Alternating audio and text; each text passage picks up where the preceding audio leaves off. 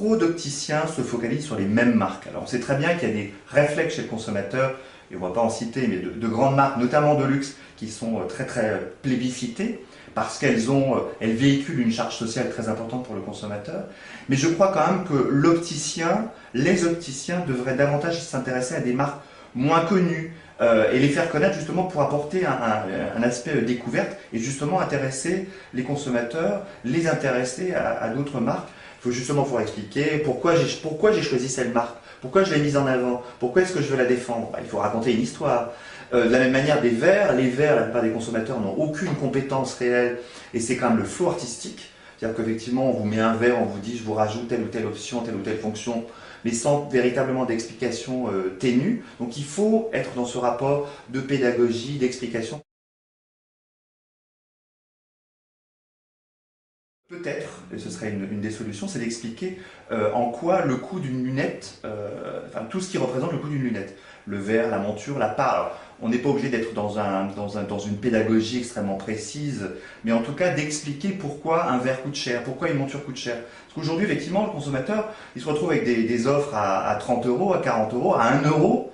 Et à côté de ça, on lui propose des lunettes qui vont coûter pour la monture 150, 200, 300 euros. Quand on ajoute les verres, on arrive à des sommes à 800 euros. Donc effectivement, le consommateur est à juste titre déstabilisé.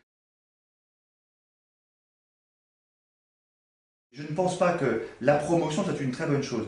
Soit on considère que c'est un produit absolument banalisé et auquel cas, bon, effectivement, on rentre dans le mainstream de la consommation. Et si on considère que la lunette est autre chose qu'un simple accessoire de mode, c'est un objet qui a du sens pour le consommateur, ça lui permet de voir clair. Donc c'est quand même un objet très utile et qui a une fonction précise. Donc ça, il faut l'expliquer. Et il ne faut pas rentrer dans cette course qui, encore une fois, aboutit à des résultats dramatiques.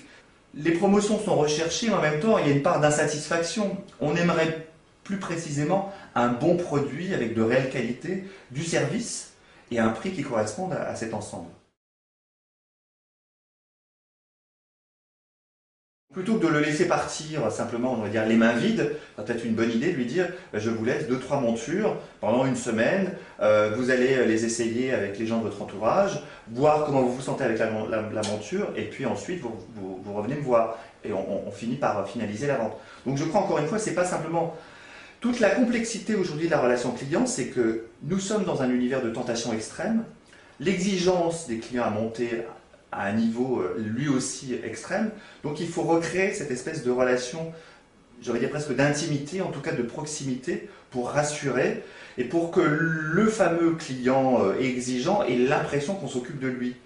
Ça demande peut-être un petit peu plus de travail, mais est-ce qu'il n'est pas plus important justement d'avoir ce rapport-là avec un client plutôt que de s'échiner systématiquement à retravailler avec des nouveaux consommateurs?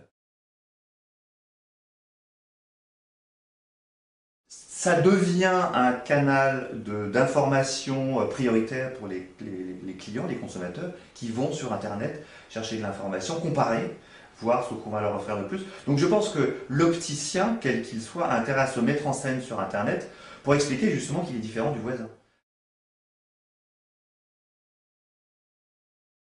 Si on est dans un magasin avec une absence ou quasi-absence de service, on ne va pas forcément rentrer dans ce magasin. Si on va sur Internet, on achète un produit qui soit de toute façon moins cher, autant acheter directement sur Internet.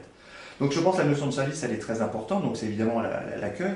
C'est le rapport à la compréhension de son client, c'est-à-dire pas lui refourguer des lunettes qu'il ne pourrait pas forcément porter. Donc c'est faire un vrai travail sur le plan stylistique, sur le plan esthétique.